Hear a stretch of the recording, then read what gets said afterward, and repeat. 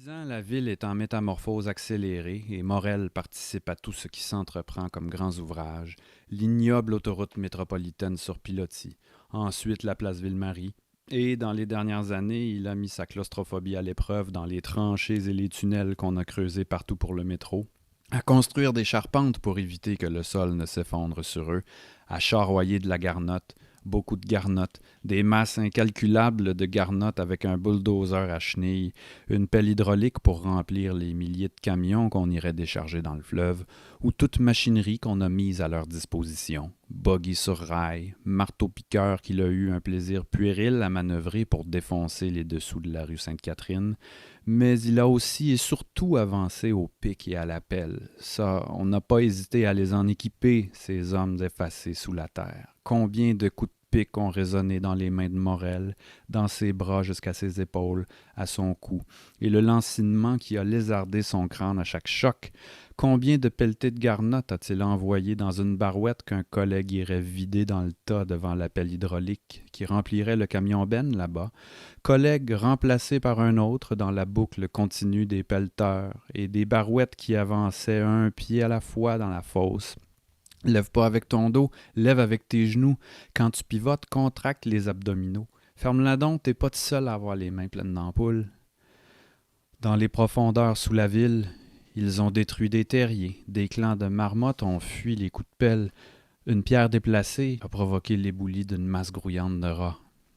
Un collègue s'est monté une collection d'insectes, des cadavres desquels il s'est rempli chaque jour une poche, mais il était le seul. La majorité des hommes ont fait progresser sans s'émouvoir cette destruction dont ils espéraient qu'elle les mène, au bout de leur peine, à un peu de lumière. Il a eu les pieds dans la boue jusqu'aux genoux. L'eau a surgi sans arrêt de la roche excavée.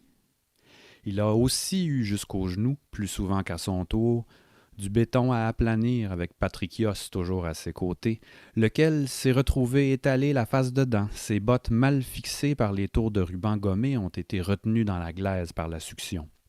Il a fait 2 pas laborieux en pied de bas avant de s'y effondrer les bras en avant, et Morel l'a immédiatement sorti de là en le tirant par une jambe et rincé à grande eau à l'aide d'un boyau branché à l'aqueduc frigorifique. Il a fait si vite que Patricios n'a pas eu le temps de brûler, qui riait avec tout le monde d'avoir été ce coléoptère paniqué dans la flaque, aux pattes pataugeant au hasard à la recherche d'un appui. Morel a insisté avec le boyau dans l'hilarité pour bien s'assurer qu'il n'y ait plus une seule goutte d'acide sur la peau de son ami, ni dans les replis de ses vêtements, ni en arrière de sa tête, ni dans son dos, ni sur son cul. Pleine puissance sur son cul, le jet d'eau. On n'est jamais trop prudent. Puis, quand ils se sont tous calmés, il l'a aidé à se sécher dans la chaleur des groupes électrogènes et a trouvé pour lui des vêtements secs quelque part dans un habitacle de camion. Amuser la galerie ne fait jamais de tort quand on travaille dans l'humidité et la noirceur à longueur de journée. Il faut saisir l'occasion du rire quand au moins un ouvrier par semaine se retrouve à l'hôpital. Souvent une simple coupure de profondeur variable selon l'outil en cause, parfois une fracture, parfois sa face arrachée par une chargeuse qui l'a basculé dans la benne avec son voyage de garnotte, le pilote sourd aux cris étouffés par les moteurs, les bips de camions à reculons, les pompes et les génératrices vrombissantes en permanence. D'autres n'ont pas la chance de s'en sortir. À la seconde où ils comprennent qu'ils vont mourir, peut-être ont-ils un instant pour souhaiter très fort rester dans ce monde, même sans leur face. On accepte de pratiquer ce métier en pleine conscience des risques. Une ville ne se laisse pas défigurer sans réclamer quelques-uns de ses tortionnaires, et elle essaie de les cueillir. Bonjour tout le monde, bienvenue à ce septième jeudi du forum Mutation, le livre à l'ère numérique. C'est donc dire que on arrive ce sont les 13e et 14e webinaires que l'on tient sur ce thème, sur l'évolution du livre numérique, de l'édition numérique. On dédie cet après-midi à l'édition savante. L'édition savante. Alors, on se réfère ici à tout ce qui émane des universités, la recherche universitaire, du traitement de documents de recherche, à la fois en arts, lettres, en sciences sociales, moi qui n'ai pas fait une grande carrière universitaire, j'ai été exposé à cette édition, au précepte de cette édition savante, notamment à travers des recherches sporadiques depuis 20 ans où je suis tombé sur des articles archivés par érudits, aussi en lien avec différentes activités organisées par les universités. Il y a toujours un,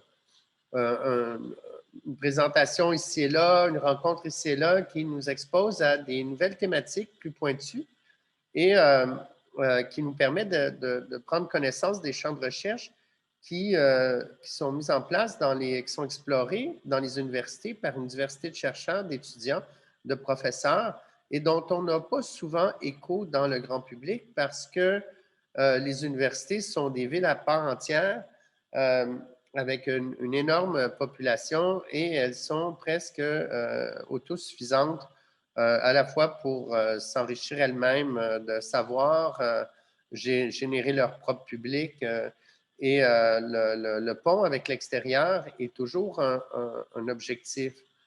Dans cet esprit-là, il y a eu une diversité d'initiatives, notamment le partenariat littérature québécoise mobile qui a été mis en place par le laboratoire NT2 de l'UQAM, par Bertrand Gervais, avec un ensemble de partenaires pour fédérer des gens autour de la littérature électronique, le livre numérique et en fait toute la littérature, le texte à l'ère du numérique et de l'art mobile, du texte mobile, des réseaux sociaux, du texte fluide. Et ils ont travaillé à jumeler un peu les forces du milieu, à la fois du milieu artistique, du milieu et du milieu universitaire, et à la fois dans une optique aussi interuniversitaire qui regroupe divers alliés, donc qui vont nous présenter divers partenaires aussi artistiques qui sont aussi nos partenaires ici de Topo, comme un centre d'artistes en art numérique. Et alors, nous, comme centre d'artistes, on est membre de ce partenariat Littérature québécoise mobile et ça nous donne accès aussi ça nous permet de voir l'ensemble d'actions qui sont menées à l'intérieur de ces universités-là. Donc, à la fois à travers l'Université du Québec, à travers aussi l'Université Laval, où c'est René Audet qui dirige qui est le responsable de l'université au sein de ce partenariat, et aussi à l'Université de Montréal avec la chaire de Vitalo, Vitali, Marcello Vitalo Rissati. Vous me corrigerez son nom si j'ai mal placé les voyelles. Et alors, ce sont des trois pôles importants. Alors, c'est donc avec plaisir qu'on accueille, tout d'abord, pour commencer, Bertrand Gervais et ensuite René Audet. Merci. Merci beaucoup, Michel. En fait, on s'est un peu coordonné, René et moi.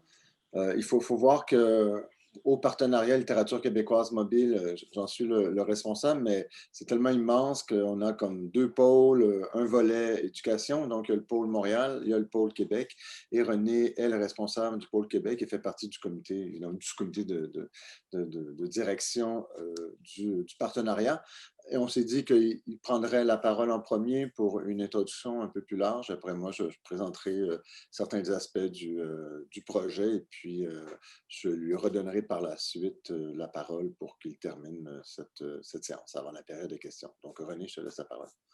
Trop aimable. Merci à Michel, merci à l'équipe de Topo pour l'invitation. Dans le monde dans lequel nous vivons, avec les bouleversements causés par les plateformes numériques, il y a une réflexion qui est très importante, qui est celle de faire l'examen de l'état du milieu du livre, qui est à l'intersection de cette transformation médiatique. Quelles sont donc les compétences numériques qui sont nécessaires de la part des acteurs, des actrices de ce secteur? Quel est le degré de maîtrise des enjeux qui sont posés par le contexte numérique sur la création, sur la production éditoriale, sur la diffusion, sur la découvrabilité des œuvres? Et le constat qui est fréquemment mené un peu partout à travers la société, le secteur culturel, c'est qu'il y a des besoins qui sont criants en formation continue, en acquisition de compétences, des besoins pour de la veille aussi. Le nerf de la guerre, bien sûr, c'est toujours la question du temps, de la disponibilité. Qui a vraiment le temps de se former, de faire cette veille, de se tenir constamment à jour? Et aussi, qui peut former? Quelles sont les personnes qui sont les mieux placées pour le faire et quelles sont les personnes qui sont disponibles pour le faire? De façon relativement traditionnelle, la posture des universitaires, elle est connue, c'est une position de retrait ou du moins d'une perspective critique, une perspective d'analyse par rapport au milieu du livre, au milieu de la littérature. Mais les universitaires mènent aussi tout un travail de veille sur les outils numériques, sur les tendances et sur les aspects critiques, les éléments critiques que l'on peut identifier dans cette transformation des pratiques culturelles. Donc, le questionnement qui est très vif, qui est très important aujourd'hui, c'est de voir comment est-ce que les universitaires particulièrement peuvent être partie prenante des transformations du milieu littéraire. Comment est-ce que ces personnes peuvent être des adjuvants dans l'accroissement de la littératie numérique des différents acteurs et actrices de différents niveaux dans le secteur du livre. C'est évidemment une industrie immense qui est polymorphe, qui regroupe des gens avec des parcours extrêmement variables. Donc, comment est-ce qu'on peut arriver, comme universitaire, à jouer un rôle dans cette économie, dans cet écosystème? Mais c'est aussi l'occasion de se questionner comment est-ce qu'on peut mieux comprendre ce que devient la littérature au temps du numérique? Comment est-ce qu'on peut saisir les transformations qui s'y font jour? Et c'est vraiment à partir de ce questionnement qui nous habite quotidiennement, mais qui nous habite aussi depuis des années, voire même quelques décennies. C'est ce questionnement qui est au cœur du projet Littérature québécoise mobile. Et à travers lui, on tente d'apporter quelques hypothèses de réponse pour réinventer ou questionner ce rapport entre le monde universitaire et le milieu du livre.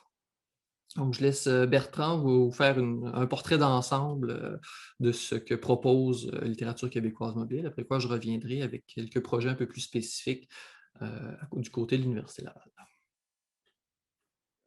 Donc, comme le disait René, l'objectif du partenariat, c'est d'être en relation avec la communauté littéraire autour de tout ce rapport, en fait, au numérique. Donc, moi, ce que je vais faire, c'est vous présenter, en fait, globalement le projet, vous donner quelques exemples de recherche ou encore de projets que nous avons menés et que nous continuons à mener dans le cadre de LQM, donc Littérature québécoise mobile.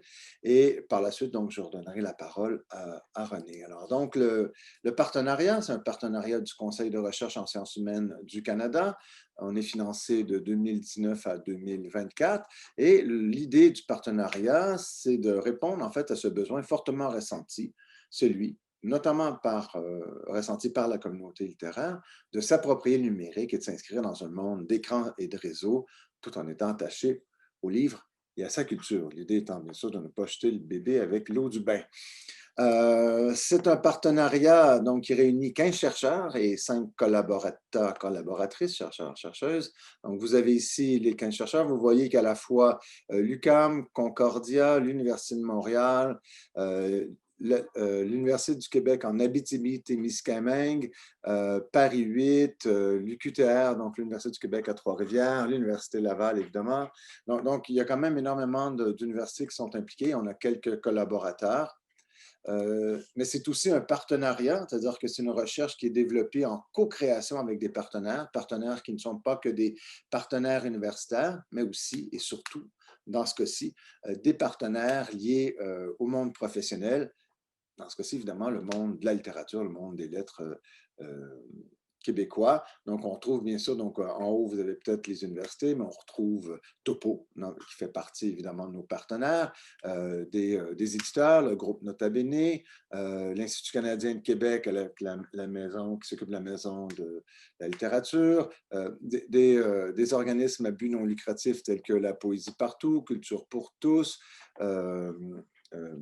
Rhizome, l'atelier, la compagnie de production Rhizome qui est à Québec, l'UNEC, l'Union des écrivaines et des écrivains du Québec. Bon, il y a même l'Université de l'Ontario francophone qui ouvre ses portes l'automne prochain, avec lesquels on est déjà, nous, en relation. Donc, ça vous donne en fait quand même une bonne idée du nombre de partenaires en jeu. Ce nombre-là est en train d'augmenter parce qu'on rajoute, il ne fait pas partie de la liste, mais on vient de rajouter le CRILC, donc le Centre de recherche interuniversitaire sur les lettres et la culture québécoise. Par la force des choses, il devait être présent. Donc, c'est un partenariat qui est encore en pleine évolution. Alors, le programme se déploie en fonction de 3 grands principes.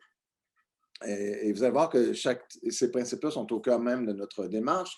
Le premier, bien sûr, c'est celui de documenter. Donc, le partenariat repose sur la nécessité de réunir le plus de données possible sur les manifestations des communautés de pratique en contexte numérique afin d'améliorer des outils existants et d'en créer de nouveaux. Donc, de faire en sorte qu'on sache très bien ce qui est en train de se passer pour être à même, bien sûr, d'intervenir et de répondre, en fait, à des besoins ressentis actuellement. Donc, d'une part, documenter. D'autre part, le deuxième principe, c'est soutenir. Étant donné la complexité des plateformes numériques, il importe de documenter la situation de transition en cours et de soutenir une communauté qui a fait du livre son principe identitaire afin de l'accompagner dans la transition. Donc, l'objectif, c'est bel et bien de co-construire des savoirs avec nos partenaires et, ce faisant, aussi de soutenir le développement de nouvelles pratiques. Et le troisième, qui découle parfaitement des deux premiers principes, c'est celui de prendre part, c'est-à-dire que ce principe, ce troisième-là, découle du constat que les 15 co-chercheurs que vous avez vus et les partenaires prennent déjà une part active dans cette communauté et doivent assumer un rôle dans l'utilisation et la valorisation des outils qui sont utilisés et qui seront utilisés, qu'on cherchera à développer. Donc, ça vous donne un peu une idée de la philosophie derrière une littérature québécoise mobile.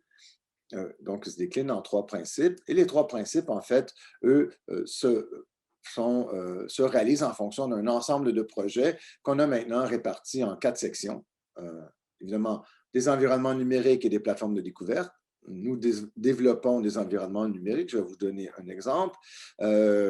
Concertation, réseautage et formation. Évidemment, avec les partenaires, l'idée est bien sûr d'avoir un ensemble de projets qui permettent la concertation avec les partenaires, le réseautage, et bien sûr, en même temps, assurer une certaine formation. La troisième section porte sur la recherche et la diffusion de la recherche. Et la 4e porte sur la création littéraire et l'éditorialisation. La notion a été développée, tantôt Michel parlait de Marcello Rosati Vitelli, mais moi je vais finir par me tromper, par Marcello Vitelli Rosati, qui est à l'Université de Montréal, qui a une chaire de recherche sur les écritures numériques et qui, lui, met de l'avant l'idée de l'éditorialisation, c'est-à-dire ce qui se fait en termes de rapport à l'édition en contexte numérique. On sait fort bien qu'on peut faire de l'auto-édition, on peut se mettre en scène comme auteur, mais tous ces éléments-là participent du processus d'éditorialisation. Donc, voilà en fait les 4 grandes sections. Si vous allez sur le site de LQM, de Littérature québécoise mobile, vous les retrouverez avec les projets qui sont présents. Alors, je vais vous présenter maintenant quelques projets, histoire de bien vous montrer à quoi ressemble le partenariat. Donc, il sera question d'édition savante, mais aussi en fait de soutien à l'édition et au milieu de l'édition. Donc, d'une certaine façon, dans le cadre de LQM, on cherche à la fois, bien sûr, à développer un lien en termes d'édition savante avec les partenaires qui en font, mais on cherche aussi, bien sûr, à être en relation avec les revues culturelles, avec les éditeurs, avec l'ANEL, avec la SODEP, avec l'UNEC, donc d'être en lien directement avec la communauté, avec cette communauté qui, bien sûr, produit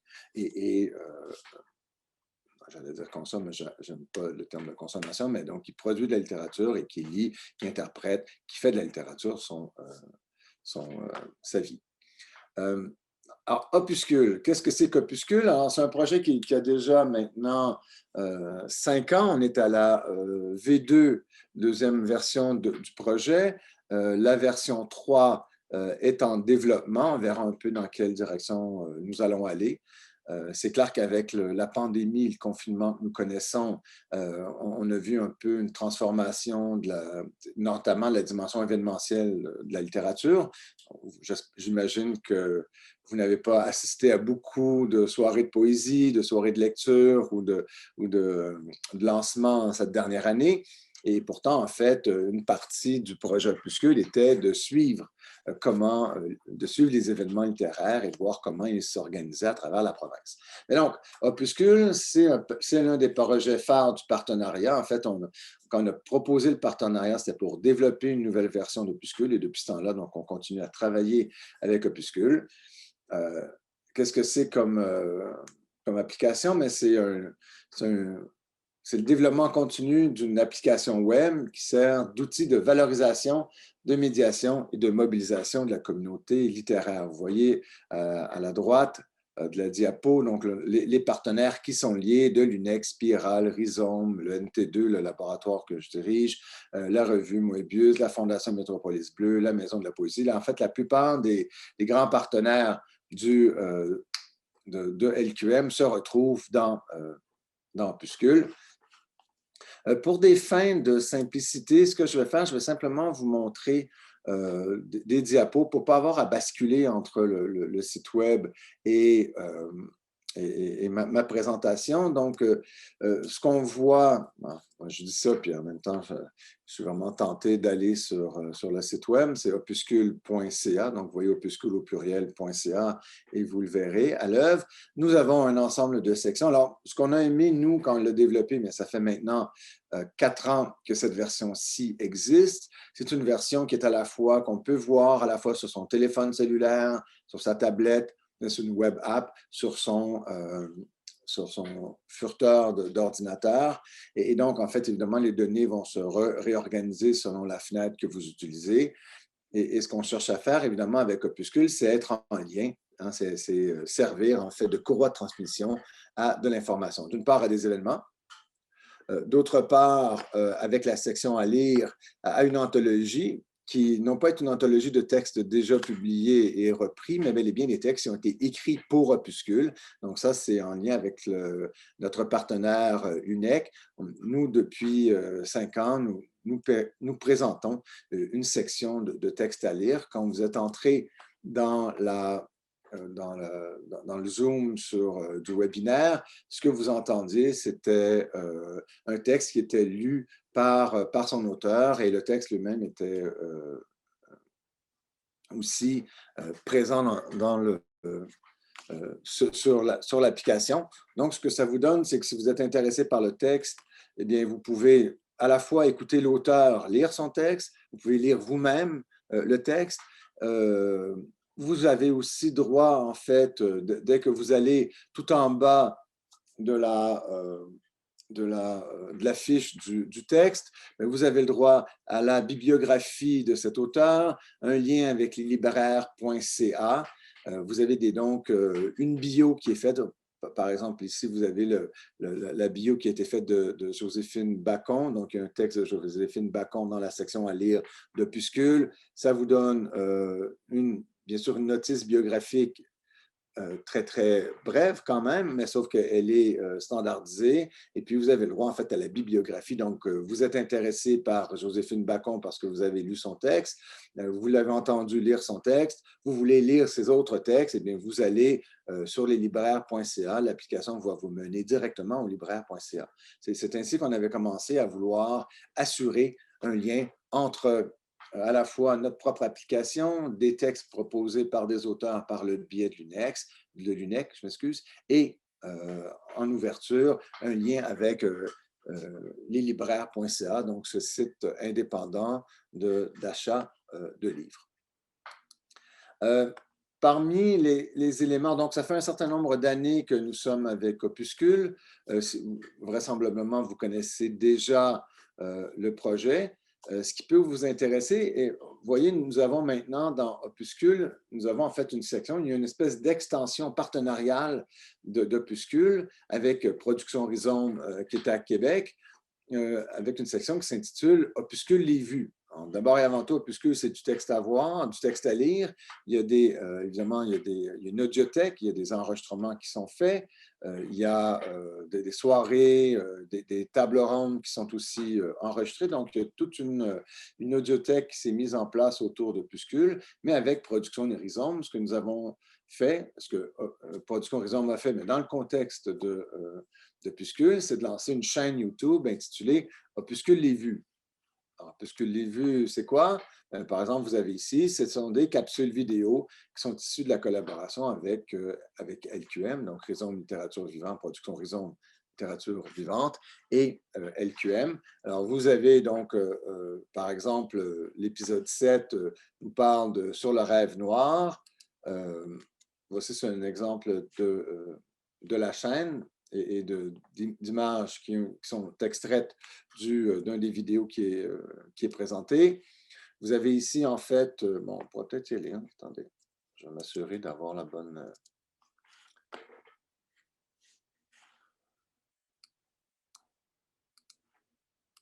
Attendez, j'essaie de retrouver. Bon, d'accord.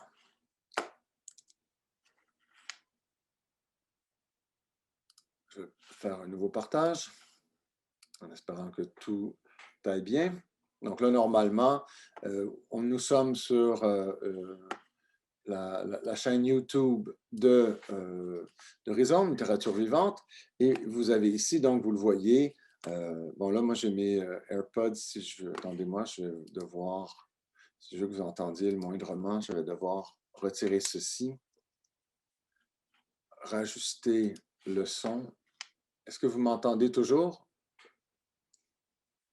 Oui.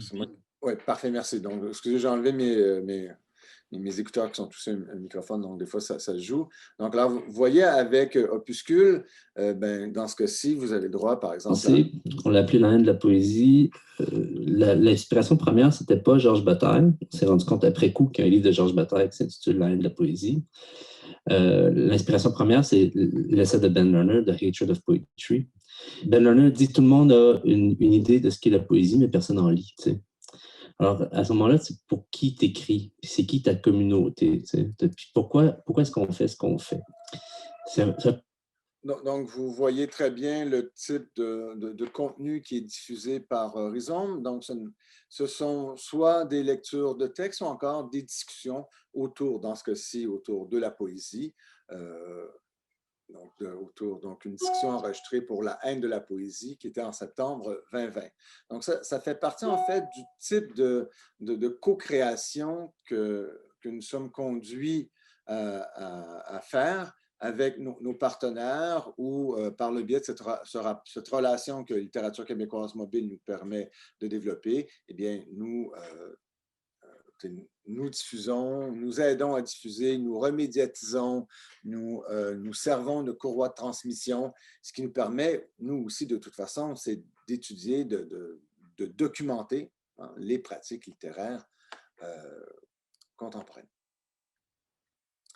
Je vais revenir donc maintenant à ma présentation. Je reviendrai maintenant, j'ai compris que je peux plus facilement passer. Alors, voici un des premiers projets. Ça a été longtemps, ça a été longtemps, mais c'est le projet phare d'LQM. Projet phare qui sera amené à se transformer compte tenu de l'ensemble des transformations que nous connaissons avec le confinement et cette intensification numérique que nous connaissons et qui est liée au confinement.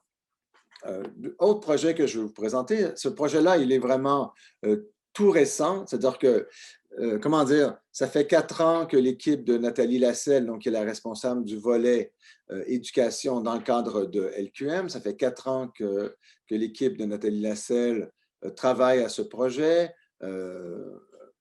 mais le projet vient d'être mis en ligne la semaine dernière ou l'autre semaine avant. Je pense que le lancement avait lieu, là je suis certain que c'est la semaine dernière ou l'autre semaine avant, là, mais donc il y a vraiment peu de temps, là, moins de 15 jours. Et le projet s'appelle Labyrinthe. Et le projet, donc, c'est le Laboratoire virtuel québécois de l'édition et de l'éducation aux œuvres numériques pour la jeunesse, qui a pour mission d'explorer les possibilités, évidemment labyrinthiques du titre du projet, du numérique pour la production, la diffusion et la réception des œuvres littéraires et documentaires. Vous voyez, un vaste projet.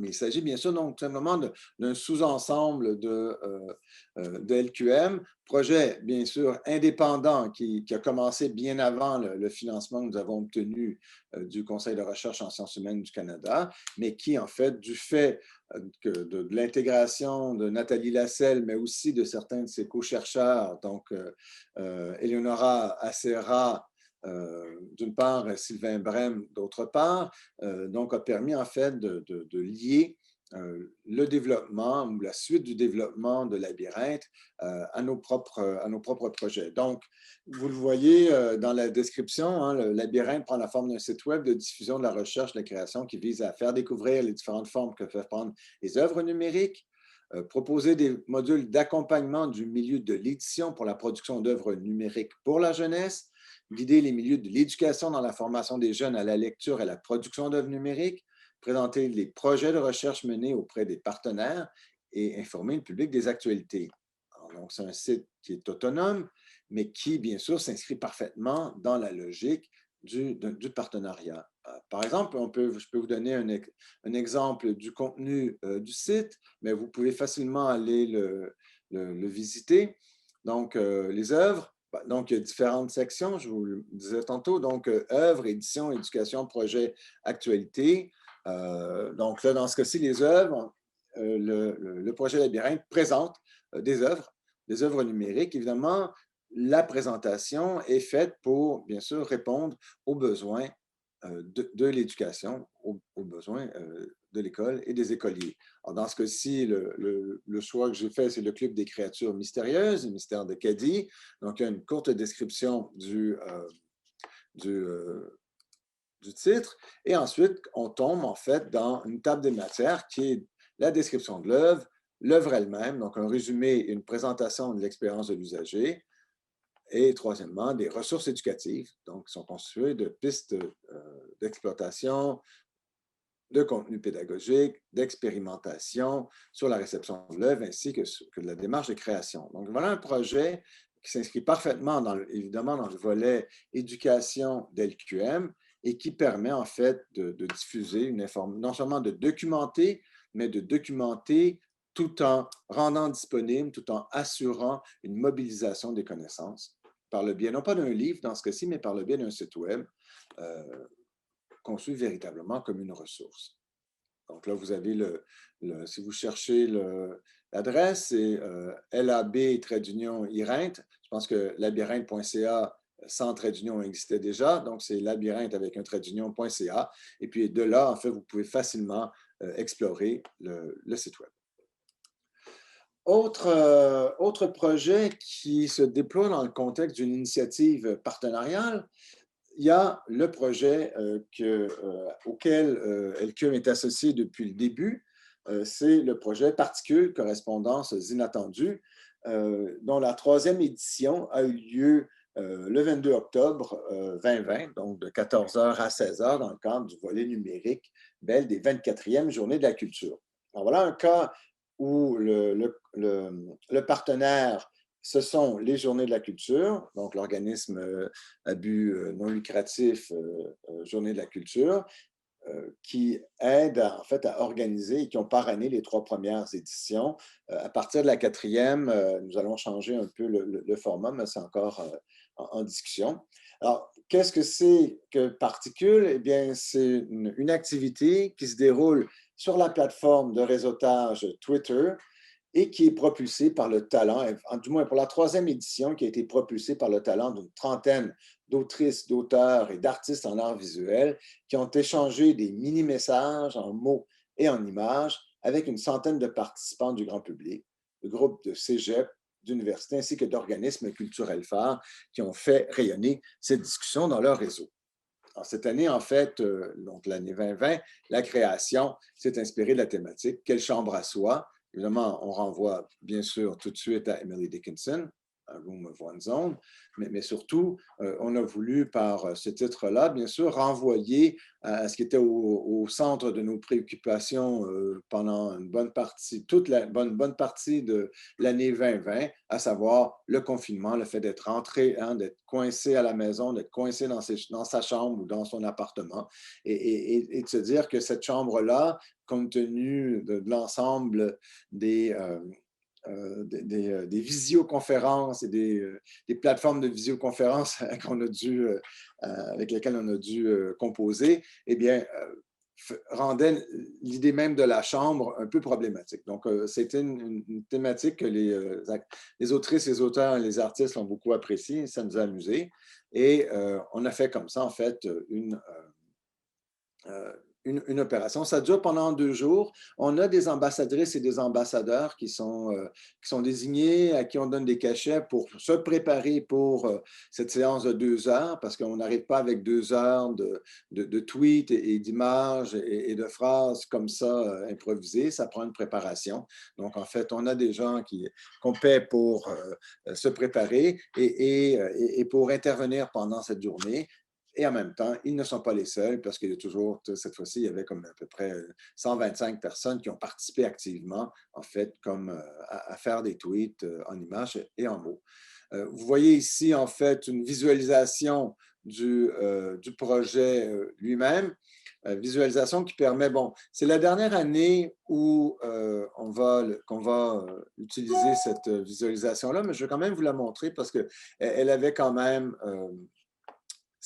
voilà, on était ici, ces petits effets. Donc, vous avez vu donc 1559 publications à l'espace de 2 heures, un auditoire d'à peu près 745 000 personnes. Alors, parfois, c'est des gens qui reviennent, donc il est difficile de savoir si c'est une vue égale à une personne, mais quand même. Donc, il y avait énormément d'activités sur la plateforme Twitter. Et donc là, on peut voir en fait sur la ligne du temps, donc on a quelques visualisations qui permettent de voir, par exemple, comment les tweets se sont distribués sur les 2 heures. Chaque couleur renvoie en fait à une région particulière du Québec. On s'assurait, avec notamment les Journées de la culture, d'avoir l'ensemble des régions représentées. Donc, vous pouvez comme ça vous assurer de trouver les personnes, les couleurs représentant les régions. Vous avez le droit des conversations par région si vous le voulez. Ça vous donne une idée, évidemment, de l'importance. Bon, bien sûr, il y avait plus d'internautes qui venaient de Montréal, mais on voit quand même qu'il y a une très belle représentativité, je m'excuse. On peut avoir droit, comme ça, à une sélection et donc à faire varier le type de représentation des tweets. Et puis, on peut même, moi, ce que je trouve plutôt amusant, faire du gribouillage. Donc, on peut gribouiller avec les particules, hein, prenant bien sûr au mot l'idée même de particules. Et puis, vous pouvez comme ça faire des dessins. Vous pouvez voir que mes talents de dessinateur sont vraiment médiocres. Mais bon, voilà. Donc, ça vous donne une idée, en fait, de ce que...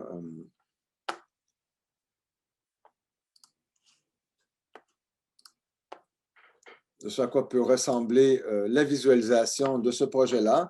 Une des choses intéressantes cette année, ça a été le fait que le musée de Joliette, qui avait parti en fait un sous-projet qui était le musée en quarantaine, pour évidemment pallier l'absence d'expo réelle sur place. Donc, ils en sont arrivés en fait à ce projet de musée en quarantaine et une sélection des textes et des images a été faite dans le contexte du musée en quarantaine. Donc, Particle a eu donc droit à non seulement à cette visualisation, mais que nous produisons nous-mêmes, mais bien un débouché autre qui est une participation au musée en quarantaine du musée d'art de Joliette. Donc, voilà un cas où c'est tout à fait intéressant de voir l'ampleur que peut avoir une telle activité.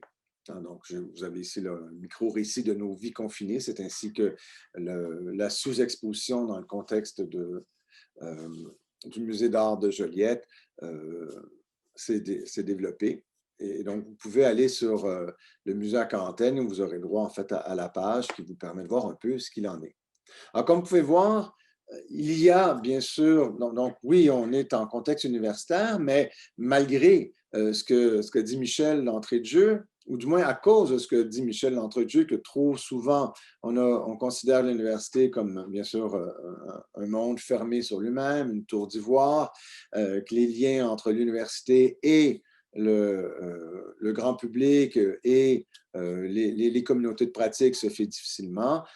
Avec Littérature québécoise mobile, l'objectif, c'est de faire en sorte que l'université et le monde professionnel lié à la littérature, donc à l'édition, à la production, et ainsi de suite, soient en lien et s'entraident dans le développement, non seulement dans la transformation à la fois des perspectives sur le numérique, l'acquisition de nouveaux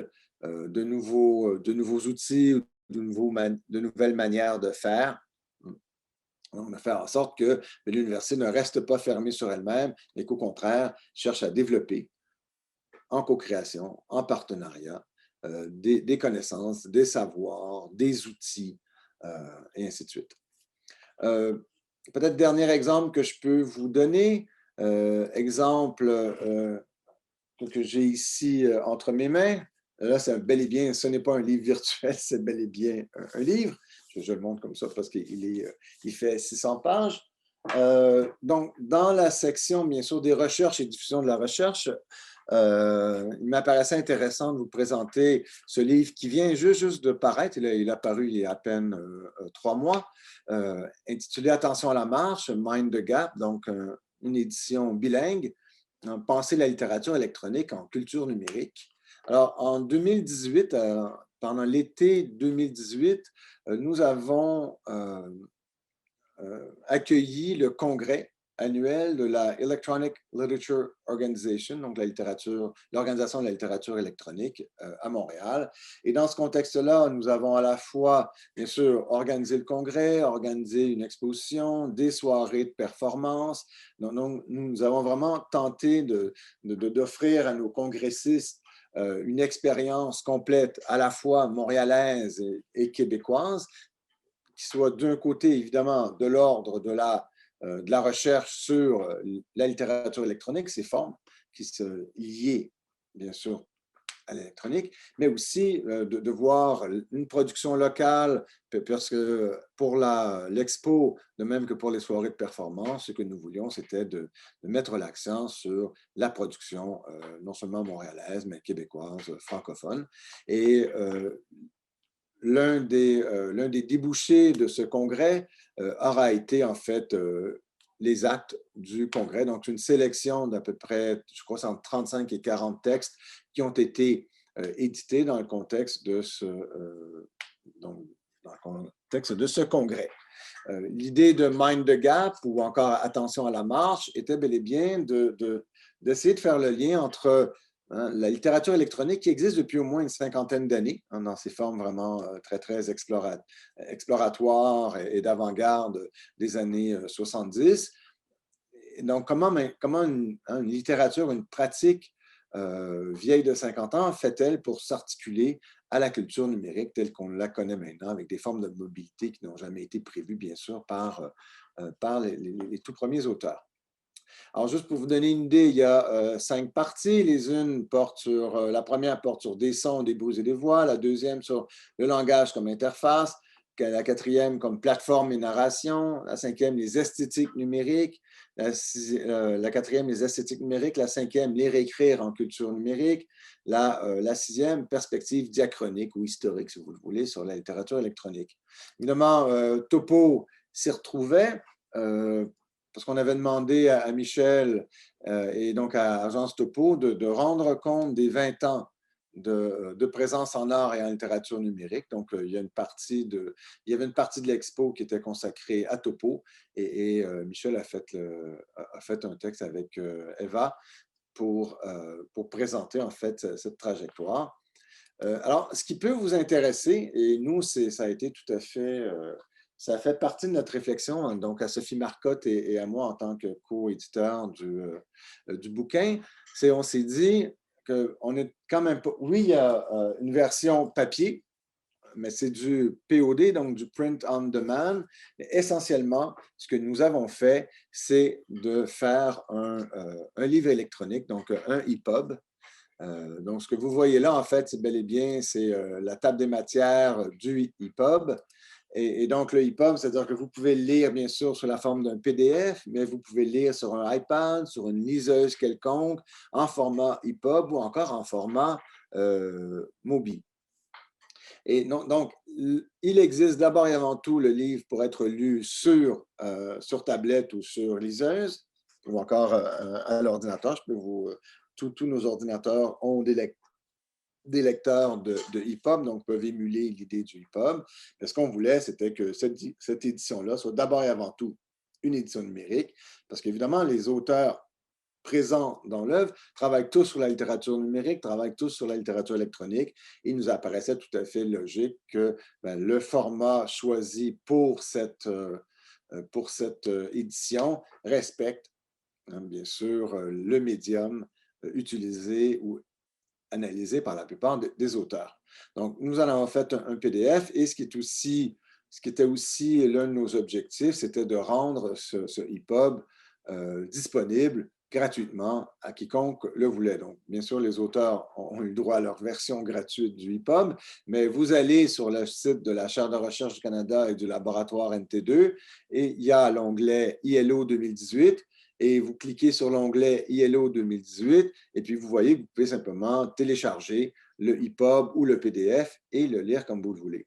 On a fait une trentaine de versions papier pour les institutions, pour que l'université qui a investi dans le projet ait le livre entre les mains, mais il est évident que le EPUB a ceci de particulier, c'est que si, disons que je prends Françoise Champfort qui travaille sur une œuvre, eh bien, bien sûr, il y a le lien pour l'œuvre, et si vous cliquez sur le lien, vous allez à l'œuvre. Donc, il y a en fait il y a une continuité entre le texte qui analyse l'œuvre et l'œuvre. Bien sûr, dans la version papier, cette continuité, elle est brisée. Donc, pour nous, c'est une première expérience de EPUB au NT2. Et donc, on veut continuer à développer des EPUB. D'ailleurs, avec René, je ne sais pas s'il va en parler, mais on a l'idée d'aller de l'avant, notamment avec son laboratoire ex situ, qui a déjà une collection de EPUB, donc de voir à pousser un peu plus cette logique-là. Alors, voilà à peu près ce que j'avais à dire. Je m'étais dit que je prendrais 35 minutes. J'arrive à la 34e minute, donc je pense que je vais me taire. Et je vais laisser René continuer sa présentation et puis donner sa version des faits. C'est comme dans un procès. Alors, moi, j'ai donné ma version des faits. Donc, maintenant, René va donner la deuxième version. Espérons qu'elle concorde. Donc, voilà. Je vous laisse entre les mains de René. Merci Bertrand. Donc, deuxième plaidoirie qui commence. Je vais vous partager quelques pages web. Ça va être la façon la plus simple de vous montrer ce que j'ai à vous montrer pour pouvoir illustrer un peu mon propos. Bertrand a évidemment dressé un large portrait du chantier global de LQM, des différentes initiatives partenariales qui ont cours, qui permettent de voir un peu comment la collaboration se construit entre les acteurs-actrices, entre les différents milieux, les différents partenaires. Le but étant, bien sûr, de construire une collaboration sur le long terme, d'établir, de maintenir des canaux d'échange pour et avec le milieu littéraire. Ce que je vous propose, c'est donc de poursuivre cette exploration de notre terrain de jeu, si on veut, en resserrant un peu du côté des initiatives qui sont propres au pôle Québec de LQM, donc que je dirige à l'Université Laval, autour du laboratoire ex situ qui existe donc, depuis près de 20 ans maintenant, mais qui s'est rattaché donc, à LQM dans les dernières années, et aussi d'explorer des projets qui touchent plus étroitement le milieu du livre et de l'édition.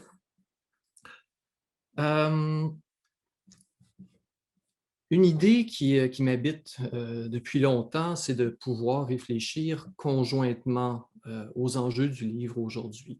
Un des points de départ, puis je fais presque de la préhistoire, quand on est dans le contemporain, on a tendance à être à l'intérieur de quelques années, mais disons que si on remonte un peu plus loin, ça nous amène dans des perspectives un petit peu plus lointaines et avec des visions différentes aussi de la situation. 2010, un point de départ, une rencontre qui était un peu atypique, qu'on a appelée à l'époque la fabrique du numérique. C'était une sorte de statement, une façon de placer un peu le territoire.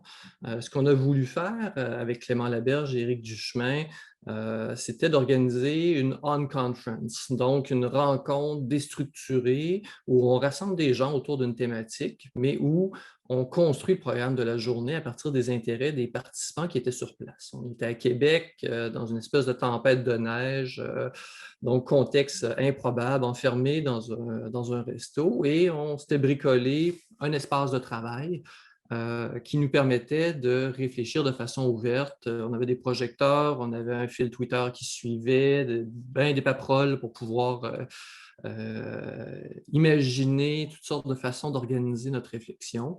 On était, d'une certaine façon, dans cette mouvance des book camps qui ont eu lieu, que cet événement-là a initié une série de book camps qui sont tenus principalement à Montréal par la suite. Et le but était donc de mettre ensemble des universitaires, des bibliothécaires, des éditeurs, des libraires, des gens qui sont liés à différents organismes culturels ou à des institutions liées au monde de la culture. La chose a été, à ma foi, assez amusante. La plupart des participants en gardent un souvenir marquant parce que la dynamique était vive. On en a plusieurs traces là, qui existent. Ici, François Bon, là, qui nous montre un jeune Simon Brousseau et un semi-jeune Bertrand Gervais. Moi-même, donc différentes personnes qui étaient sur place et où on était vraiment attablés à travailler, à réfléchir aux enjeux du livre avec des grands papiers, des charpies, des crayons, des ordinateurs, des gens qui s'amusaient, comme ici Carl Dubos qui faisait un QR code à la main, avec toutes sortes donc d'acteurs qui étaient là pour réfléchir. Le but étant, j'en ai ici là, de ces papiers là, qui nous aidaient à réfléchir, où tout le monde contribuait sur le mode de l'atelier.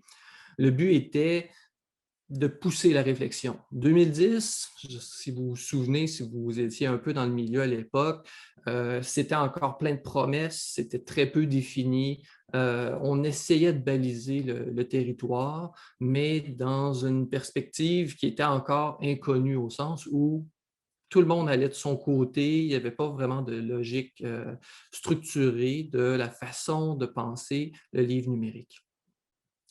Une des déceptions peut-être de la fabrique du numérique, c'est que les résultats de cette journée-là étaient relativement difficilement identifiables. Bien sûr, on avait des esprits allumés, toutes sortes d'idées qui habitaient les gens de part et d'autre, mais pas de direction claire, pas de conviction partagée, explicite. Bon, probablement que ça a semé des graines et que ça a permis de développer différents projets ou du moins de sensibiliser les gens, mais on était resté dans une espèce de « oui, OK, on est tous là à vouloir y réfléchir, mais on ne savait pas trop où on s'en allait ». On était en 2010. Bien sûr, les années qui ont suivi ont été marquées par des développements très déterminants pour le livre numérique autour de projets de développement technologique, de standards, de projets d'ensemble. Pensons juste à la mise en place du service de prêt numérique en bibliothèque. Et donc, le temps file, tout le monde est un peu absorbé et on se retrouve 10 ans plus tard, en 2020, à se dire, est-ce qu'il ne serait pas temps de refaire le point, d'offrir une occasion de voir le cheminement qui a été fait? Et donc, on arrive avec cette édition 2020 en se disant, bon, il y a plein de nouvelles personnes dans le milieu, mais bon, le but n'est pas nécessairement de faire un suivi auprès des mêmes interlocuteurs, mais auprès du même milieu littéraire, du même milieu éditorial. Question de mettre à jour aussi le portrait de situation avec les différents acteurs et actrices du milieu. 10 ans passent, la formule s'adapte aussi parce qu'on a voulu cette fois-là quelque chose d'un peu plus orienté, d'un peu plus construit. Et donc, l'objectif était, en février 2020, pile poil 10 ans après la première occurrence, de dire on se réunit, on se fait une journée d'atelier. Et bien sûr, le karma de la Fabrique du numérique, c'est la tempête de neige à Québec. Et donc, il a fallu annuler la rencontre du mois de février à la toute dernière minute parce que les conditions étaient trop pénibles. Et donc, on était un mois avant le début de la pandémie. On a voulu reprendre un peu plus tard en mars, bien sûr, ça ne s'appliquait pas. Et là, peu à peu, on s'est rendu compte que c'était improbable de vouloir faire une rencontre en présentiel.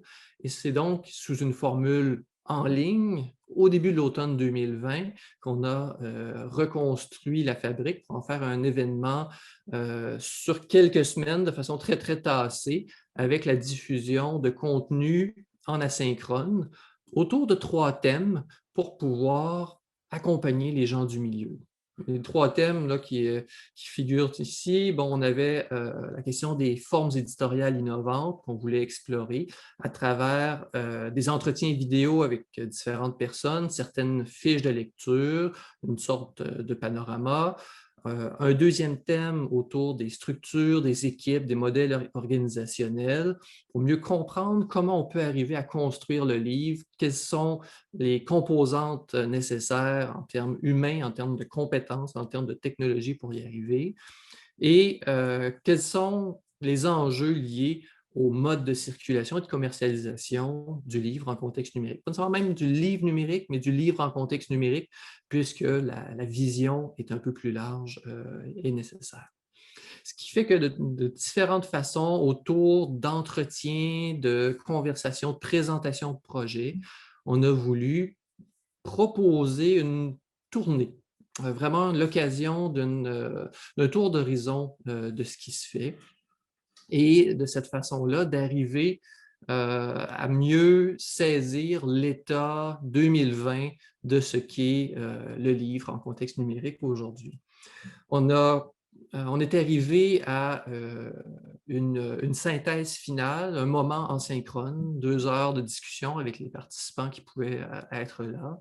Et ce qu'on a proposé en fin de parcours, c'est une sorte de retour d'expérience, une sorte de synthèse qu'on a co-rédigée pour pouvoir identifier des éléments déterminants pour la suite des choses, une sorte de réaction peut-être vive à ce regret de la première fabrique du numérique, où on avait l'impression d'avoir laissé aller toutes ces idées-là et sans les rassembler.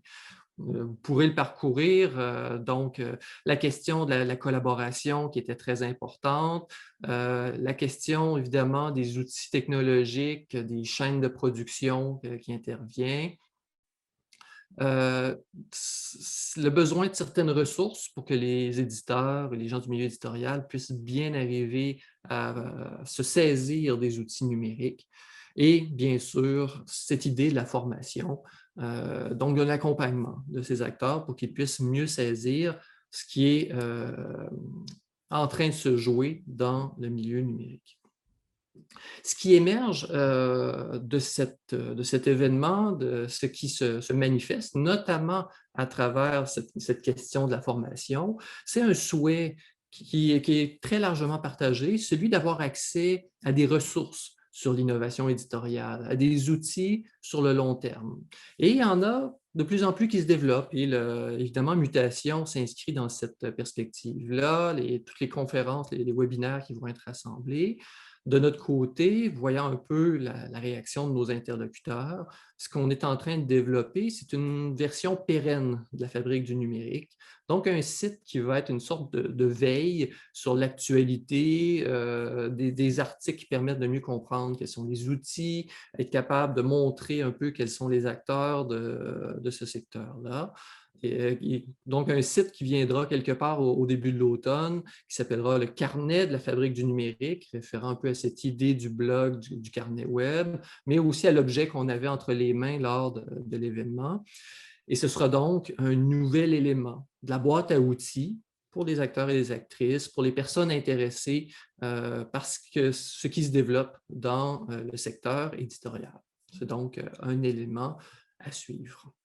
Donc, un événement qui était certes centré ou restreint dans le temps, mais qui laisse ses traces. On est sur un site web et où les contenus continuent d'être consultés. On voit les statistiques, ça continue de rouler, ça accompagne les gens, ça accompagne bien sûr les étudiants, les étudiantes qui sont en formation, qui ont besoin de comprendre ce qui est en train de se passer dans le milieu éditorial.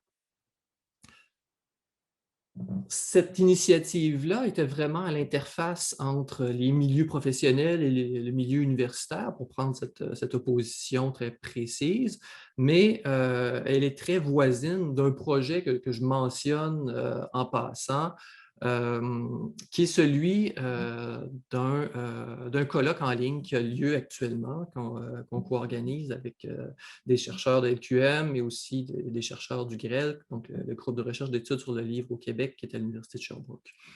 Ce colloque est bien sûr dans la sphère académique, parce qu'on est sur des contenus savants, sur des façons d'explorer ce qui se passe pour l'univers du livre en cette période du premier quart du 21e siècle. On peut déjà presque dire qu'on a le quart du siècle derrière nous.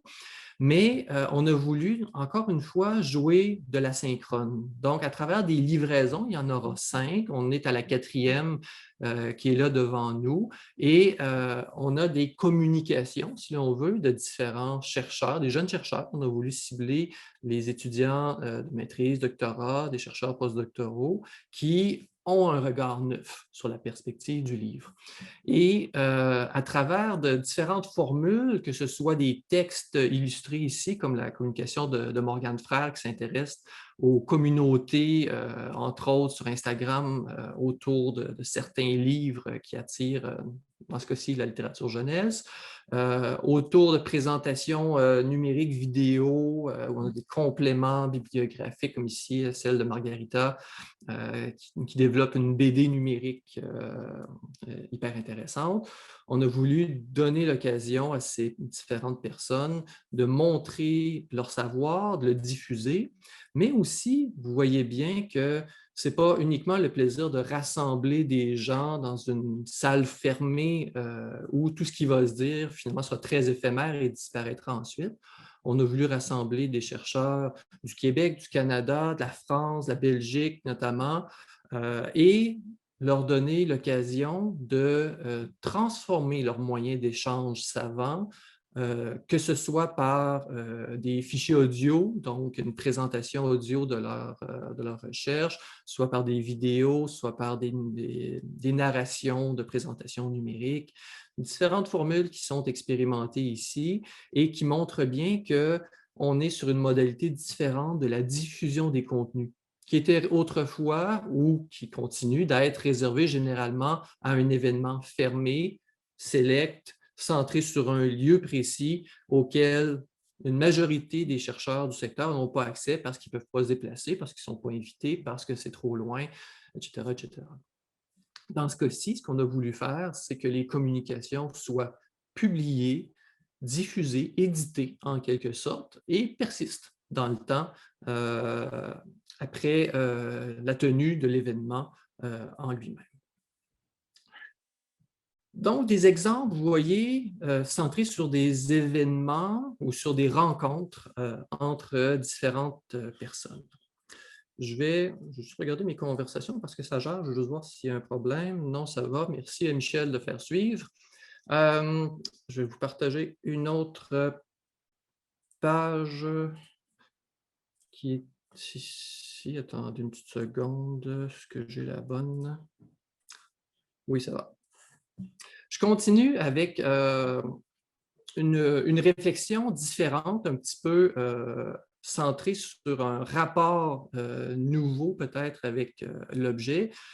Parce que quand on est dans le monde de l'édition, quand on s'intéresse aux livres, l'enjeu souvent, c'est de tester, c'est d'essayer de nouvelles approches. Ce qui permet d'ouvrir la voie, ce qui permet de donner des exemples ou de susciter l'envie de bricoler soi-même.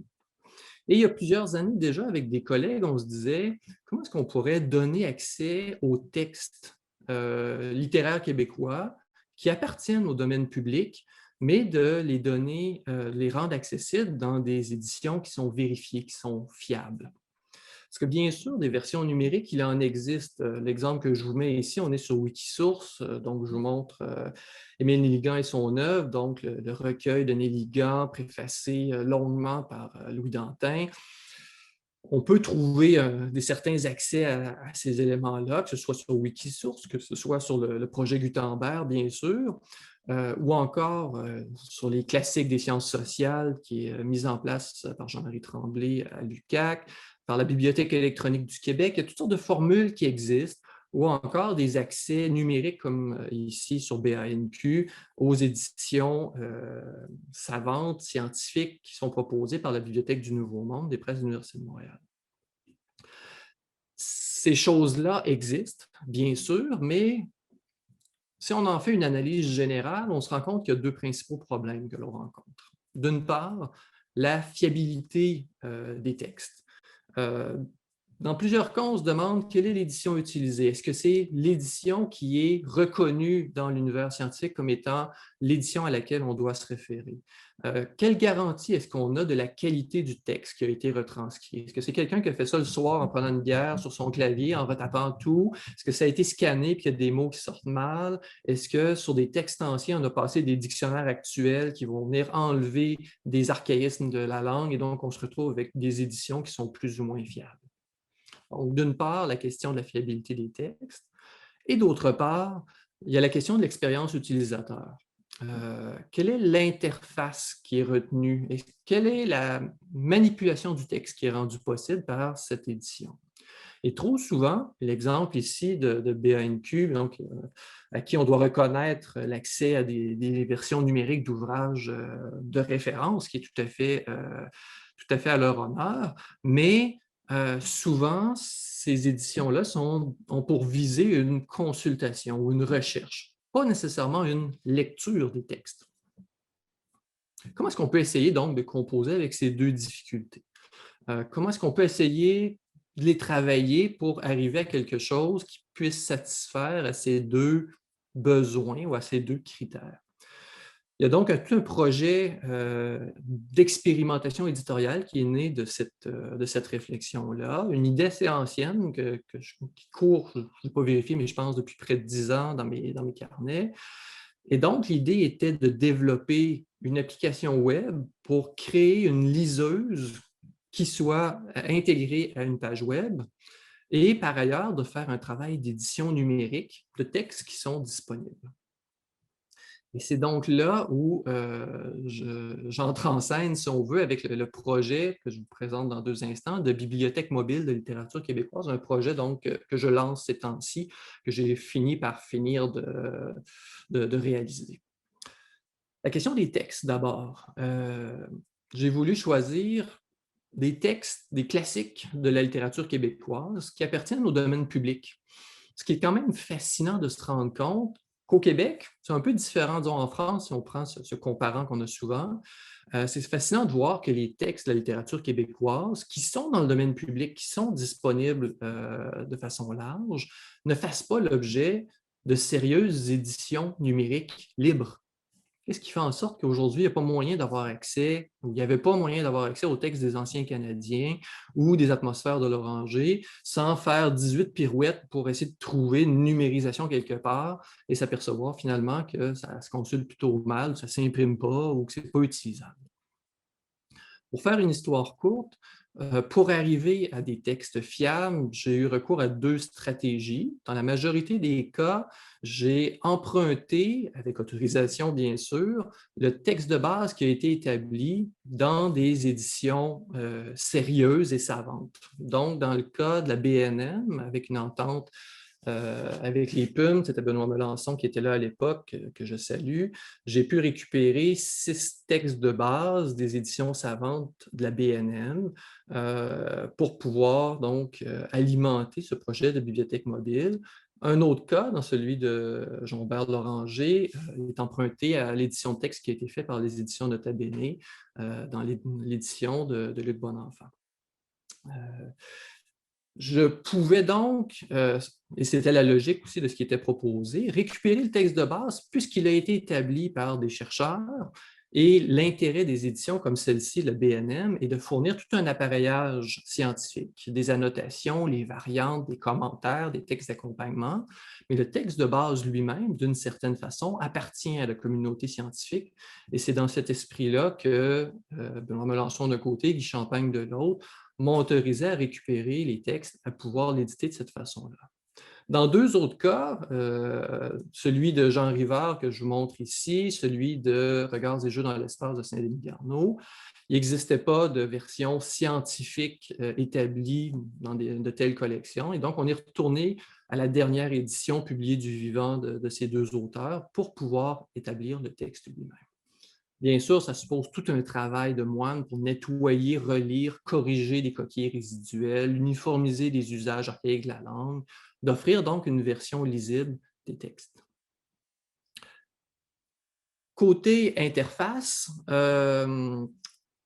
si j'essaie de résumer, parce que je veux avoir le temps de vous montrer, je vois que le temps passe, le constat que je faisais il y a 10 ans, mais qui continue d'être valable aujourd'hui, c'est que les interfaces souvent sont trop lourdes ou pas ajustables aux différentes tailles d'écran que nous utilisons aujourd'hui, du téléphone jusqu'au grand écran d'ordinateur de table. Autre constat, les standards évoluent constamment. Et donc, on doit s'adapter, on doit constamment recorriger des versions de texte. Et il y a aussi le problème de la gestion des fichiers. Si l'on distribue un fichier EPUB par exemple, un fichier PDF, souvent ces fichiers-là se perdent au sens où on ne peut pas les pérenniser facilement ou évidemment pas possible de corriger des erreurs qu'on réaliserait par après. Ce qui fait que mon choix a été d'aller vers une interface de lecture numérique côté serveur en utilisant des standards le plus bas possible, que ce soit du côté de l'encodage des fichiers, que ce soit dans la programmation même de la liseuse, que ce soit dans l'entrée des données. Et aussi, bien sûr, gérer la taille des écrans par un site qui soit en responsive design. Donc, cette bibliothèque, elle est tout à fait simple.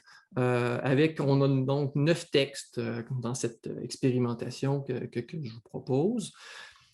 Grosso modo, si je vous montre un peu les choses, on prend les anciens Canadiens de Philippe Aubert de Gaspé, on a une fiche de présentation en 3 volets, une description originale, un choix d'études pour guider un peu les étudiants ou les gens qui voudraient avoir un peu plus de contexte, et finalement des notes un peu plus techniques sur la date de parution originale, le texte de référence qui est utilisé, la démarche d'établissement de texte, souvent l'accès à l'édition originale numérisée, et quelques cossins, dont notamment une version téléchargeable du texte en version brute au format Markdown pour que quelqu'un qui voudrait faire des recherches plein texte, vouloir faire sa propre édition, vouloir constituer une édition en TEI, faire ce qu'il veut du texte, puisse le récupérer, puisqu'on est dans cette logique du libre, d'une circulation des textes de façon très, très ouverte.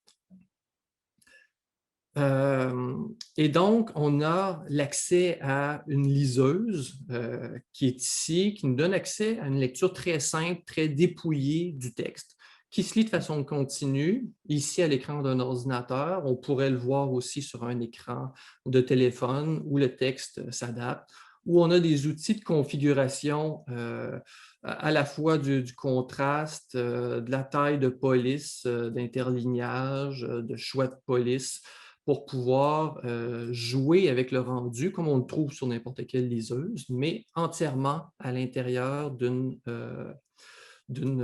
page web. On a aussi table des matières qui se constitue automatiquement, qui nous permet de naviguer à l'intérieur du texte et de pouvoir rapidement se repérer à l'intérieur de notre lecture. Cette liseuse offre différentes options.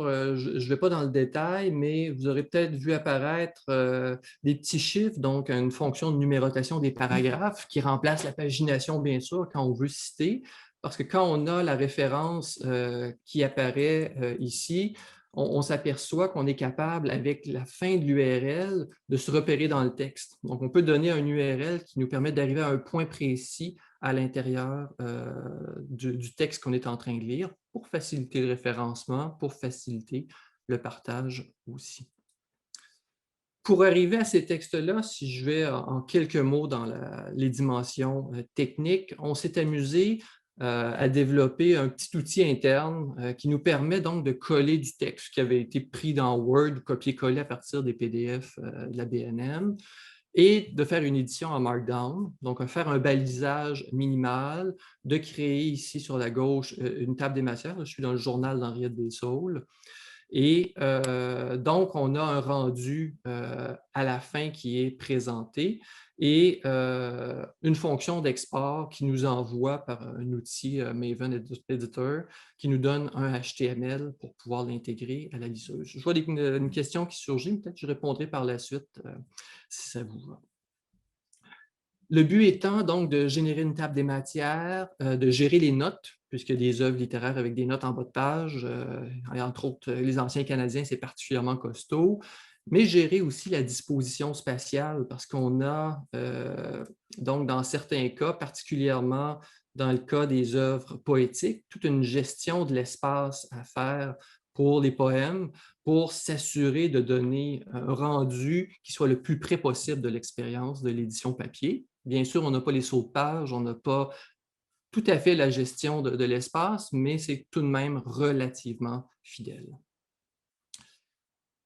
Tout un travail a été fait aussi de référencement pour pouvoir donner la meilleure visibilité possible à ces éditions-là. Donc, il y a des ISBN qui ont été enregistrés auprès de BANQ, le dépôt légal des textes est fait. Et on a aussi, fourni par la Bibliothèque de l'Université Laval, des DOI, donc des identifiants pérennes pour des objets numériques qui nous permettent de faciliter la citabilité de ces références-là. Mais côté code, côté web, si vous le permettez, je vais juste vous montrer en 2 secondes le derrière de cette bécane-là. Toutes les métadonnées, toutes les informations sont simplement dans un fichier en JSON qui nous permet d'avoir l'ensemble des métadonnées qui sont répertoriées, les différents champs des fiches, si on a les études qui sont proposées, et les différentes notes qui apparaissent également, qui permet donc, dans un seul fichier, de constituer l'ensemble de l'accompagnement des textes. Et tout ça se retrouve, je vais rebasculer dans mon autre page, je m'excuserai si je vous secoue un peu. On a derrière ces pages-là, donc dans le head des pages en HTML, toute une description qui respecte les standards de schéma, qui nous permet donc d'avoir des objets, qui fait donc un data feed qui permet de voir qu'on est dans des objets livres avec les identifiants correspondants, description, et donc l'ensemble ici des éléments qui nous permettent de qualifier à la fois l'œuvre et l'auteur pour pouvoir augmenter la découvrabilité de ces différentes éditions-là.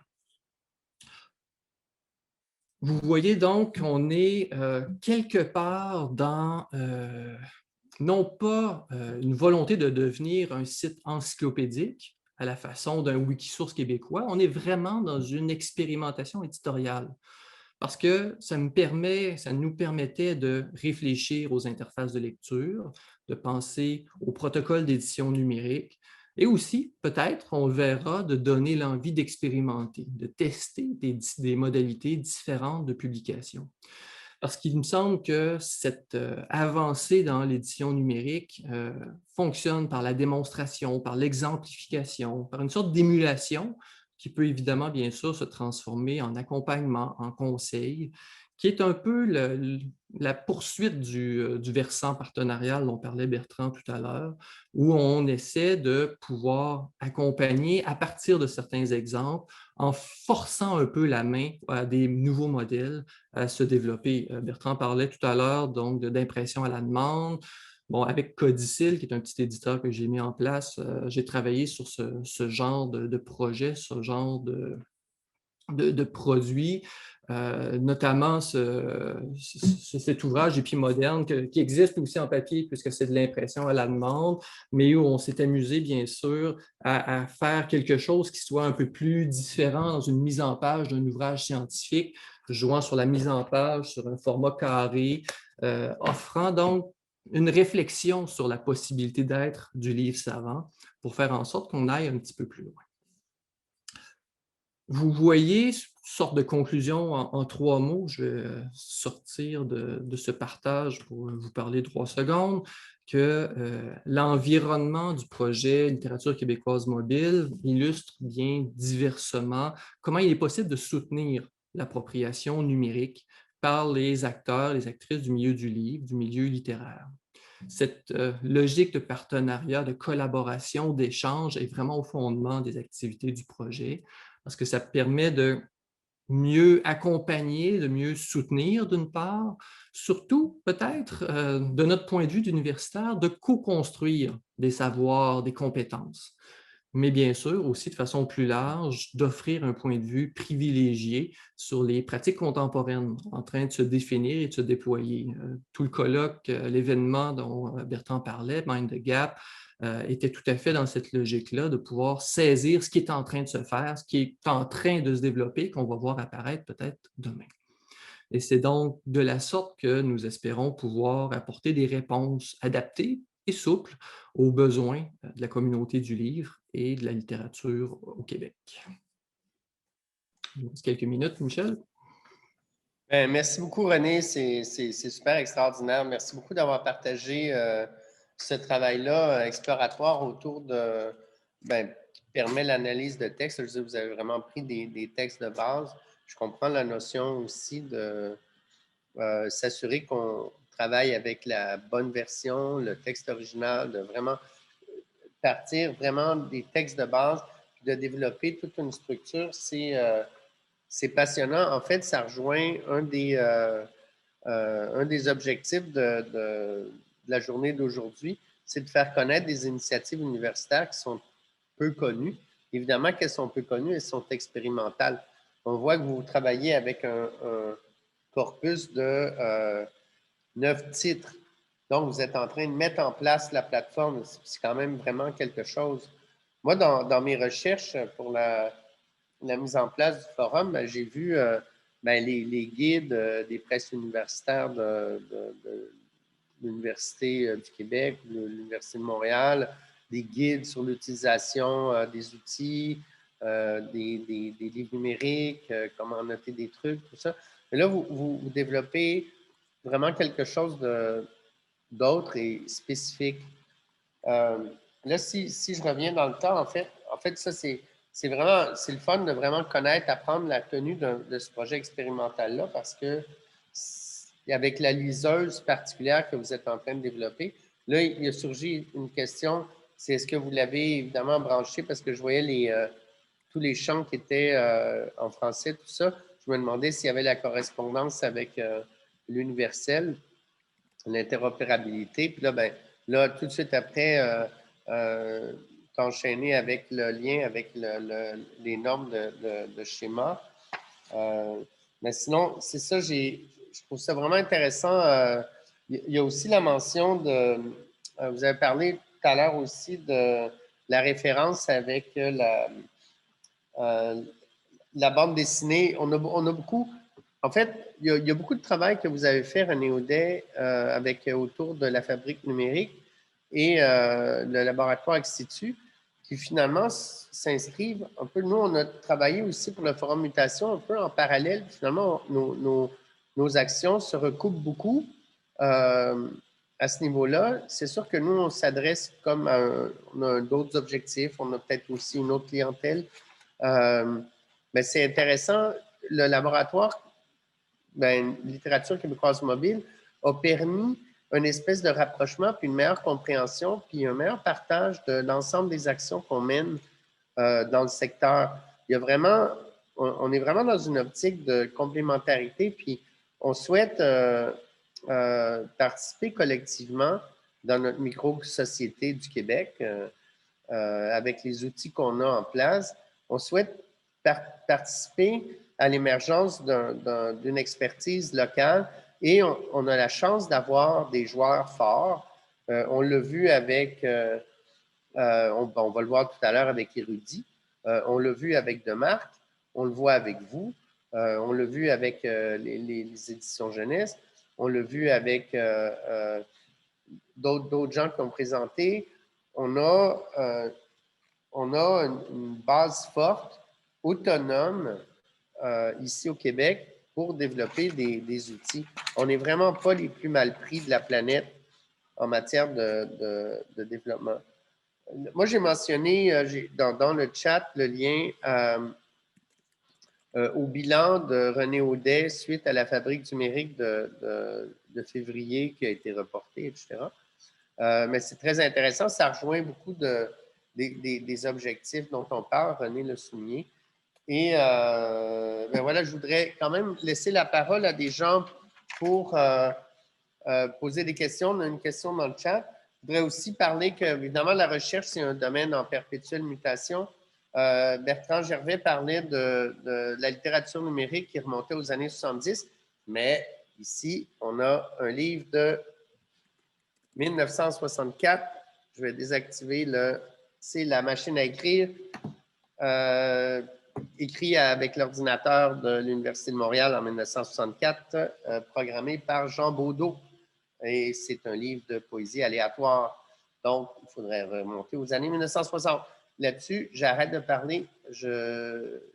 On va regarder les questions qu'on a dans l'outil de conversation. On va se permettre un autre petit 15 minutes pour les interventions. Je peux peut-être revenir sur la question de l'accessibilité que posait Michel Blondeau, mais peut-être qu'elle voudra l'expliciter peut-être. C'est qu'en fait, bonjour, je suis coordonnatrice de la production aux presses de l'Université du Québec, responsable un peu beaucoup du volet numérique. On produit évidemment toutes les versions PDF EPUB de nos publications. Puis là, on est dans le processus de l'accessibilité, évidemment, de rendre les EPUB accessibles. Puis c'est ça, je me demandais si la plateforme que vous avez développée tenait compte de cet aspect-là. De pouvoir, là, j'ai vu les contrastes, l'adaptation du texte, mais aussi d'être lu par un logiciel de reconnaissance là, de texte pour les non-voyants ou des trucs comme ça. Je ne suis vraiment pas spécialiste de ces enjeux-là, ce qui fait que je pense qu'il y a des validateurs pour pouvoir le degré d'accessibilité. J'avoue que je ne l'ai pas fait, je pourrais aller voir. Comme on était sur... Je ne sous-estime pas l'importance de ces paramètres-là, mais on le construit dans une visée de démonstration plutôt de l'ordre d'une interface, mais je pense que ça pourrait être poussé plus loin. D'ailleurs, la liseuse est en code source libre sur GitHub pour quelqu'un qui voudrait le récupérer et pousser les choses un petit peu plus loin.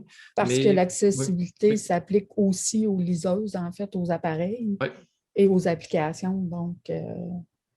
Oui, je ne veux pas faire mon iconoclaste, mais ce projet-là voulait faire tout un peu à l'envers. On ne respecte pas de standard dans le texte lui-même, sinon qu'on essaie de le mettre au plus bas possible dans du pur HTML avec une petite structuration tout à fait simple. Là. On est avec des H2, H3, H4 pour faire les hauteurs de sous-titres. Puis, il n'y a presque rien dans le code. Là. Parfois, il a fallu qu'on bricole un peu pour les questions de gestion spatiale, mais c'est du texte qui est terriblement simple parce que souvent, les objets littéraires s'y prêtent bien. Là. Je dirais, on serait dans un article scientifique avec des graphiques puis avec différents éléments intégrés, ça serait complètement différent. Mais on a voulu vraiment rester au plus bas possible. Et la preuve, c'est que la liseuse a été développée, je pense, en 2011 ou 2012. Quand j'ai réactivé le dossier il y a 2 ans peut-être, il y avait un petit truc de cassé, mais à peine. Tout le reste fonctionnait nickel, alors que normalement, ces trucs-là vieillissent assez mal. Et donc, on a voulu jouer de ce principe-là. Il y a un temps où je m'étais dit, je vais les développer en TEI plutôt pour être sur un standard et tout ça. Il n'y avait pas grand-chose à gagner. Et là, le but, c'était simplement de se dire, comment est-ce qu'on peut jouer de ce travail d'interface pour avancer, pour réfléchir à l'expérience que l'on donne aux utilisateurs et pas nécessairement être dans une logique de « il faut absolument se conformer à différents standards », ce qui est nécessaire dans l'industrie. Mais donc, j'étais dans une zone où je pouvais me permettre ce pas de côté, justement pour se dire, qu'est-ce qu'on gagne à respecter les standards et qu'est-ce qu'on perd à ne pas les respecter? C'est pour ça que je prétends que c'est plutôt une zone d'expérimentation. OK. Ouais, c'est super intéressant. Merci. Merci. Si je peux embarquer juste une fraction de seconde, je vais partager mon écran. Vous allez voir. Pour la version EPUB de notre Mind the Gap, attention à la marche, on a même une version, on donne accès aux dyslexiques à la lecture en adaptant la typographie. Donc, on a même une version, nous, de notre EPUB avec une typo faite spécialement pour ceux qui souffrent de dyslexie. Donc, nous, on avait à cœur, il faudrait que c'était la maison d'édition avec laquelle on faisait affaire, qui voulait vraiment qu'on ajoute cette fonctionnalité-là. Donc, on a une autre strate, une autre version du texte, cette fois-ci écrite, pas écrite, mais éditée pour les dyslexiques. C'en est une question liée à l'accessibilité, différente de celle qui était posée là, mais quand même, je tenais à... J'ai oublié de le mentionner tantôt, puis je m'en voulais de ne pas l'avoir mentionné. Ça me permet... La question de l'accès et de l'accessibilité me permet de compléter cette présentation du projet. Merci.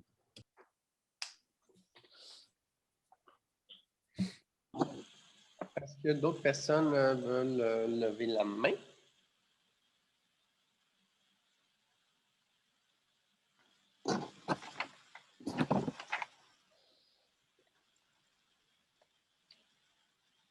Je pense qu'on peut vous remercier de votre présentation. Évidemment, cette présentation va être archivée aussi dans le site Internet qu'on va mettre de l'avant. J'ai bien noté qu'il allait y avoir les carnets les carnets là, de mis en place par René Audet et la branche de l'Université Laval. Alors, on va connecter évidemment pour rendre tous ces contenus-là interconnectés parce que, évidemment, nous on mène une action. Ça fait longtemps qu'on travaille autour aussi de l'exploration du livre numérique comme centre d'artistes. Mais bon, le projet, nous, de mutation est un projet ponctuel pour lequel on a reçu du financement du Conseil des arts du Canada qui vaut pour la durée du projet. Évidemment, on va continuer notre exploration à travers les programmes de formation qu'on donne autour du livre numérique, qu'on donne depuis déjà quelques années aussi, mais qui sont toujours un peu en évolution selon les fonds qu'on a d'Emploi Québec, selon les tendances du milieu, du marché, nos ressources. Mais c'est sûr qu'on va maintenir notre action de développement dans ce sens-là. Et on va archiver ce séminaire pour le mettre avec l'ensemble des autres contributions qu'on a eues dans cette discussion autour de l'édition numérique et de son évolution. Merci beaucoup de votre participation. Alors, on a une petite pause de 25 minutes. Et ensuite, on va poursuivre avec Érudit, qui est une créature née de l'Université de Montréal et qui connaît quand même un développement assez important, pan-canadien même. Et on aura la participation de Gwendal Henry en remplacement d'Émilie Paquin. Émilie Paquin ayant eu une urgence familiale à régler. Donc, on aura Gwendal Henry qui est tout aussi au courant de tous les enjeux. Si Gwendal Henry avait ouvert le forum Mutation. Alors, sur ce, merci tout le monde et on se revoit dans 25 minutes. Merci, Michel. Merci de l'invitation. Merci Bertrand, merci René, merci tout le monde.